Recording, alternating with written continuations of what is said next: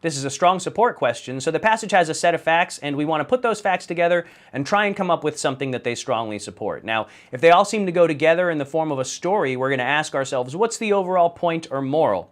That's a coherent passage. And if the passage isn't coherent, if it doesn't go together in any obvious way, we're still going to try to combine what we can. We're going to look for repeating terms. And if we can't put anything together, we'll focus on the strong claims up here because they're more likely to back up an answer choice.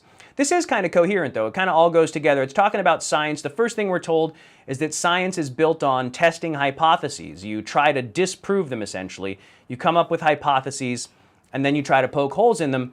And nothing brings more recognition than being successful at poking a hole in a hypothesis. Overthrowing conventional wisdom brings the most recognition.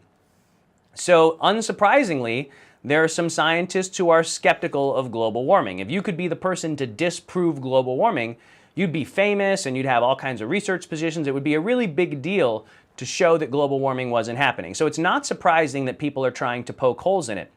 What is remarkable instead is that with so many people trying to poke holes in it, hundreds of people trying to make breakthroughs in climatology, almost nobody finds evidence against global warming. So they're testing it really hard, really trying to find a problem with it, trying to find a flaw in global warming theories or in the global warming evidence, and almost nobody can find anything. And so what that means is that global warming, the theory, has been thoroughly tested, and nobody's really been able to find fault with it. And so we might just say that. We might just say the global warming hypothesis has withstood a lot of skepticism. It's withstood a lot of testing. Or we might even go one step further and say something like, so global warming is actually, it's pretty well established that it's happening, right? Because if there were a chance that someone could poke a hole in it, with hundreds of people trying, you'd think they would have done it by now. So I'm not sure how far they're going to go here. They might just take it to this point.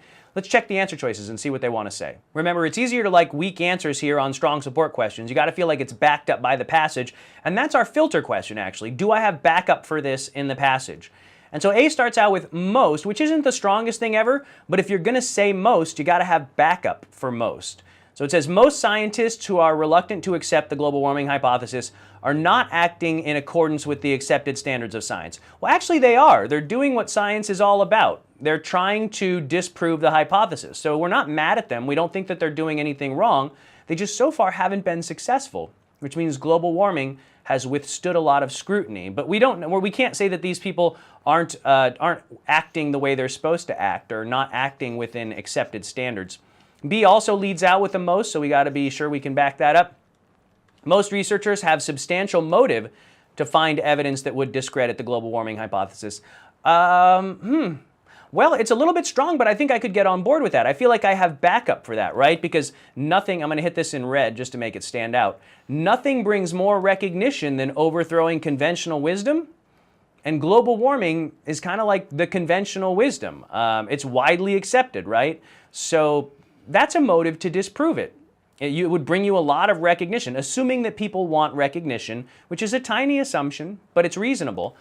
So I would say, yeah, maybe most researchers do have substantial motive to find a hole in global warming. It wasn't exactly what I was anticipating, and the most gives me a little bit of pause, but I do have backup for it, right? The motive is recognition. If they could poke a hole in the global warming hypothesis, they would get a lot of recognition, and I think that that's fairly reasonable to say that they have a motive then.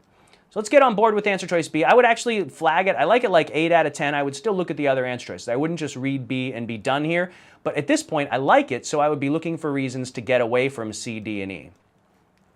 So there's evidence that conclusively shows. Well, that's really strong, big red flag. There's evidence that conclusively shows that global warming is true. Nope, we haven't proven it true, but lots of people have tried to prove it false, and so far, very few have gotten far. Scientists who are skeptical about global warming have not offered any alternative hypotheses. Do we know that? I don't know that. I think, in fact, if I just real world this, sometimes that's helpful. I know that people who are skeptical of global warming in the real world try to blame it on natural fluctuations, right? The Earth periodically goes through ice ages, and we're just going through a natural period of warming. And so we don't know that scientists who are skeptical haven't offered alternative hypotheses. They very well could have, the kinds of hypotheses that they offer in the real world, and that would be counter evidence to D. D isn't supported. How do we know that they haven't offered any alternative hypotheses, right? You would have to have backup for this in the passage, and we just don't. There's no backup in the passage that says these skeptics don't have alternative theories. And so we're out on D. It's not supported. Remember, you got to stick to the criteria. The criteria for a right answer here is it supported by the passage? Do you have data in the passage to back it up? Research in global warming is primarily driven, that's pretty strong, by a desire for recognition. We don't know that that's the primary reason. Maybe scientists who are doing this research are primarily driven by a desire to help humanity. Maybe it could be totally selfless. We don't know why they're doing it. We're suggesting that recognition might be one motive, but this primarily is a really strong word, and we don't have any evidence that this is the primary motive. And so E is too strong to be interesting. Answer choice B is the one we're going to get into here. We know that they have a motive. That motive is recognition. It's not necessarily the primary motive, but it's certainly there. We've got evidence for B in the passage.